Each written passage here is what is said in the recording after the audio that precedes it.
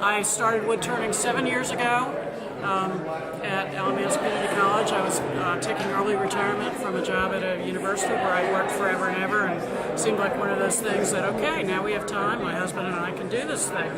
So we showed up at Alamance Community College, Jamie and Bill. That was 7 years ago.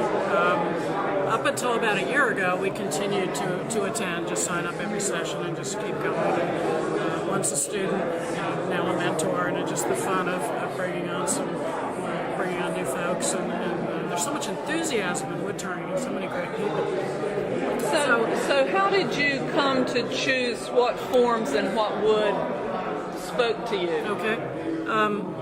We have so much in the way of natural resources here. I don't ever buy any wood. It's all locally harvested.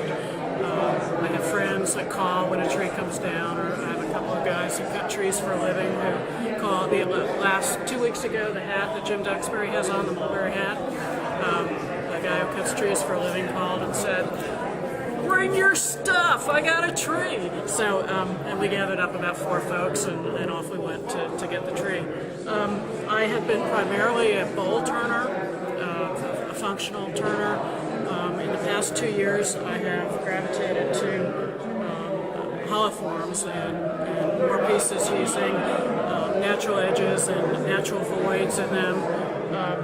This came from a red maple burl that was outside of Mebane, and here was a case where a guy who cuts trees for a living called and said, "I got the tree, come on out." And he had trimmed it all up, and it was 20 feet of trunk that was all burled. The whole thing was just burls all up and down it, and he got out, was out up there on his ladder, and he said, "Okay, tell me where to cut it. Where do you want this piece? Okay, and where do you want this piece?" And so my husband and I started just processing the wood right there.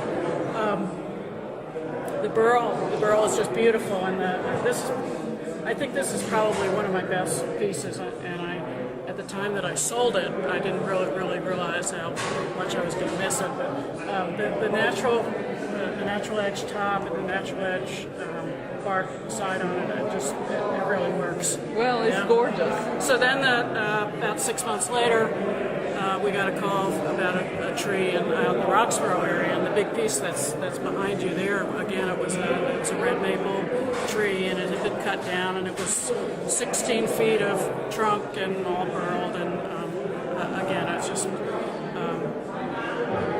the natural edges, the hollow forms are. I sort of have a love-hate relationship with them. I sort of hate the process because it is pretty hard work. Love the end result, just love the end result. Well, thank you very much. Okay, This is you're really welcome. fun.